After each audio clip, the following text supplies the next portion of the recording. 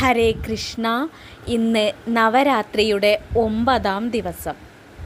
നവരാത്രിയുടെ 9-ാം ദിവസം ദുർഗാദേവിയുടെ 9-ാം രൂപമായ സിദ്ധിദാത്രി ദേവിയെയാണ് ആരാധിക്കുന്നത്.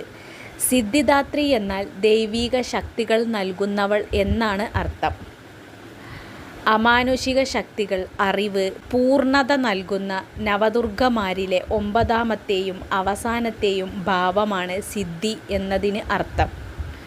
അമാനുഷിക ശക്തി അല്ലെങ്കിൽ പൂർണ്ണത, ധാത്രി എന്നതിനർത്ഥം നൽകുന്നവൾ എന്നാണ്.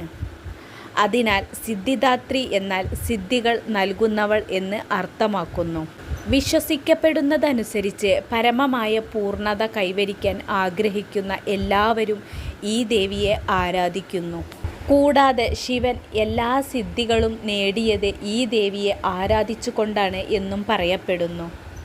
സിദ്ധിദാത്രി ദേവി താമരയിലിരിക്കുന്ന ചതുർഭുജ രൂപിയാണ്. സാധാരണയായി താമരയിലിരിക്കുന്ന ശംഖ്, ചക്ര, ഗദ, താമര എന്നിവ ധരിക്കുന്ന രൂപത്തിലാണ് ഈ ദേവിയെ ചിത്രീകരിക്കുന്നത്. വേദഗ്രന്ഥങ്ങൾ അനുസരിച്ച് ശിവൻ എല്ലാ സിദ്ധികളും നേടിയത് സിദ്ധിദാത്രി ദേവിയെ ആരാധിച്ചുകൊണ്ടാണ്. അതിനാൽ ശിവനെ അർദ്ധനാരീശ്വരൻ എന്നും അറിയപ്പെടുന്നു.